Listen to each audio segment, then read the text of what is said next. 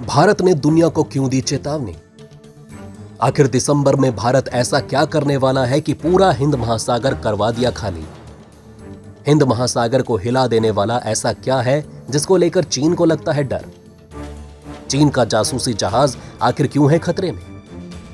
हिंद महासागर में आमने सामने आ गए भारत और चीन। भारत की परमाणु स्ट्रेटेजी का हुआ खुलासा।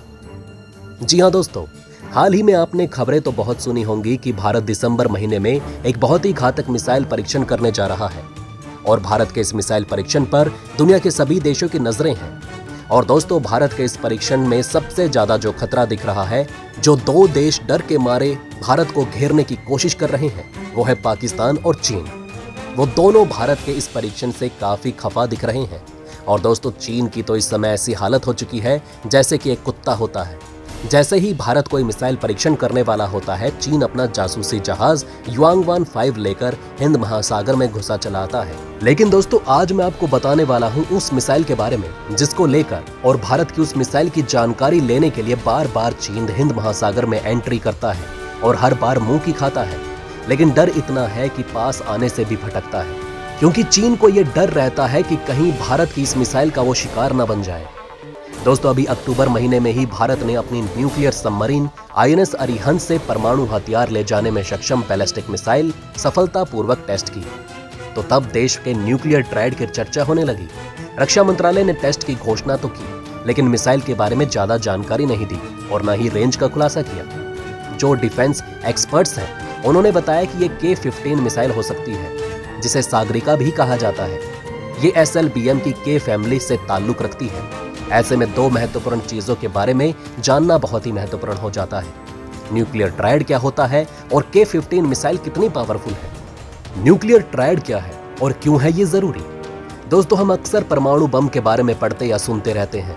दोस्तों, परमाणु हथियारों को लेकर हम दुनिया में देखते भी रहते हैं कि किसके पास कितने हैं। इस समय दुनिया में 7 ऐसे देशों के पास घोषित रूप से परमाणु हथियार हैं। ऐसे में अगर दो परमाणु संपन्न देशों के बीच जंग छिड़ती है तो इस बात की आशंका रहेगी कि कोई देश जंग के मैदान में कमजोर पड़ा तो परमाणु हमला कर सकता है। अगर भारत और पाकिस्तान का ही उदाहरण ले लें तो भारत की नीति स्पष्ट है कि वो किसी भी देश पर पहले परमाणु हमला नहीं करेगा। लेकिन अगर दुश्मन ने किया तो फिर दुनिया के नक्शे से मुल्क का नामो निशान मिटाकर दम लेगा। पाकिस्तान का कोई भरोसा नहीं, इसलिए भारत ने न्यूक्लियर ट्रायड तैयार किया है। अगर पड़ोसी मुल्क परमाणु हमला करता है और उसे पता है कि भारत भी जवाब में परमाणु हथियार दागेगा, यानी कि उसकी तबाही निश्चित है। हो सकता है कि पाकिस्तान सोचे कि भारत की सरजमीन पर इतने परमाणु बम गिराए जाएं कि यहाँ की सेना और सरकार हमला करने की स्थिति में ना रहे। तो ऐसे में भारत क्या करेगा? यहीं पर शुरू होता है न्यूक्लियर ट्रायड का रोल। दोस्तों, भारत ने जंग के तीनों मैदानों की तैयारी कर रखी है। जी हां दोस्तों, ऐसी ही स्थिति से निपटने के लिए 2003 में न्यूक्लियर कमांड अथॉरिटी गठित की गई। इसकी पॉलिटिकल काउंसिल के अध्यक्ष प्रधानमंत्री होते हैं, जो परमाणु हथियारों के इस्तेमाल की मंजूरी दे सकते हैं। अब दोस्तों, इसी साल परमाणु शस्त्रागार को संभालने के लिए स्ट्रेटेजिक फोर्स कमांड की स्थापना की गई थी। अब समझिए कि अगर पाकिस्तान ने भारत की सरजमीन को टारगेट किया तो देश की परमाणु बम से लैस मिसाइलें और फाइटर जेट उसके मंसूबों पर पानी फेर देंगे। जमीन के अलावा भारत के पास समुद्र और आसमान से परमाणु हमला करने की भी ताकत है। यहाँ पर तीनों सेनाओं की जरूरत समझी जा सकती है। जमीन के अलावा पनडुब्बी और प्लेन से परमाणु हथियार दागे जा सकते हैं। युद्धपोत को तो दुश्मन टारगेट कर सकते हैं, लेकिन गहरे समुद्र में मौजूद सबमरीन को ढूंढना आसान नहीं होगा। इसी तरह INS अरिहंत ने परमाणु हथियार ले जा सकने वाले बैलिस्टिक मिसाइल का सफल टेस्ट किया था बीते अक्टूबर महीने में।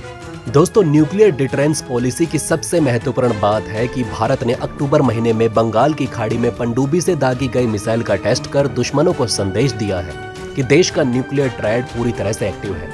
यानी अगर पाकिस्तान या चीन या किसी दूसरे मुल्क ने परमाणु अटैक करने की सोची तो उसे ये डर हमेशा बना रहेगा कि समुद्र में मौजूद भारत की पनडुब्बी जवाबी हमला कर सकती है। इस खौफ में वो भारत के एटमी अटैक के बारे में कभी सोचेगा भी नहीं। दरअसल थल, जल, आकाश तीनों जगह पर परमाणु हमले की ताकत जुटाना वही सामर्थ्य है जिसके कारण परमाणु हथियार का इस्तेमाल करने की नौबत नहीं आती।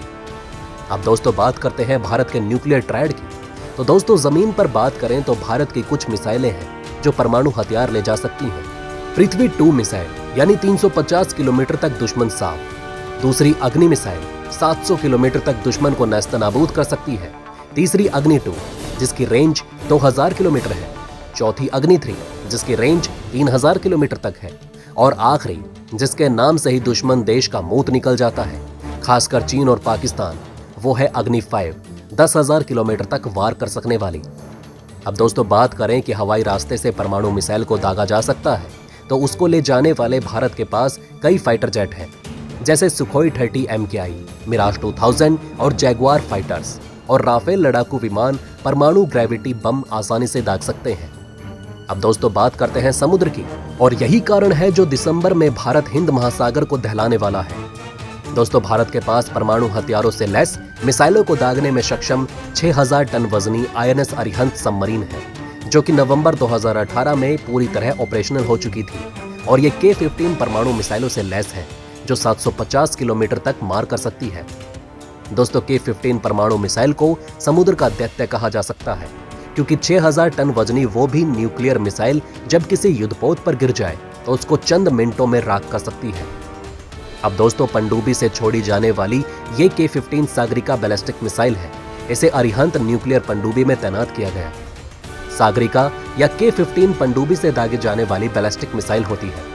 इसकी मारक क्षमता 750 किलोमीटर से कहीं ज्यादा हो सकती है। एक रिपोर्ट के मुताबिक ये 500 से 800 किलोग्राम वॉरहेड भी ले जा सकती है। दोस्तों अब तक सागरिका मिसाइल के टेस्ट समुद्र के अंदर रखे गए पोंटून से किए जा रहे थे, लेकिन अक्टूबर में इसका टेस्ट सबमरीन से किया गया। इसके साथ ही भारत ने अपनी त्रियामी परमाणु प्रतिरोधक क्षमता यानी न्यूक्लियर ट्रायड हासिल करने का सबूत एक बार फिर से दे दिया। इसके अलावा जमीन और लड़ाकू विमानों से परमाणु बम गिराने की क्षमता भारत पहले ही विकसित कर चुका है। सागरिका मिसाइल को DRDO द्वारा बनाया गया। यह 10 मीटर लंबी होती है। वर्तमान में INS अरिहंत में ऐसी 12 से ज्यादा मिसाइलें तैनात हैं। अब दोस्तों दिसंबर महीने में जो भारत ने हिंद महासागर में नोटम जारी किया, यानी कि नोटिस टू एयर मिशन, उसके तहत ये बताया जा रहा है कि भारत दिसंबर महीने में अपनी सागरिका या अग्नि 5 मिसाइल का परीक्षण कर सकता है। लेकिन दोस्तों सूत्रों के मुताबिक ज्यादा चांसेस K-15 सागरिका मिसाइल के लग रहे हैं, क्योंकि जिस तरह से चीन के जासूसी जहाज आए दिन भारत के हिंद महासागर में एंटर हो रहे हैं, उसको देखते हुए भारत एक बार फिर अपनी न्यूक्लियर डिटरेंस पॉलिसी को बदलने में लगा है, जहां पर भारत ने नोटिस टू एयर मिशन जारी कर 15 से 16 दिसंबर को ये घोषित कर दिया कि किसी भी देश का कोई भी जहाज हिंद महासागर में नहीं होना चाहिए। अगर हुआ तो अपने नुकसान के लिए वो खुद जिम्मेदार होगा। अब दोस्तों भारत के इस नोटिस के बाद कहा जा रहा है कि शायद भारत कोई घातक मिसाइल परीक्षण करने वाला है 15 और 16 दिसंबर को। बहरहाल दोस्तों इस वीडियो में बस इतना ही। वैसे आपका इन खबरों के बारे में क्या कहना है हमें कमेंट में जरूर बताएं। वहीं अगर आप चाहते हैं कि ऐसी इन्फॉर्मेशन ज्यादा से ज्यादा लोगों तक पहुंचे तो इस वीडियो को शेयर जरूर करें। और अगर हमारी ये वीडियो आपको पसंद आई हो तो लाइक करना ना भूलिएगा। साथ ही अगर अभी तक आपने हमारे चैनल को सब्सक्राइब नहीं किया है तो प्लीज हमारे चैनल को सब्सक्राइब जरूर करें। खुश रहें, अपना ध्यान रखें। फिर मिलेंगे एक नई इन्फॉर्मेशन के साथ। तब तक के लिए जय हिंद, जय भारत।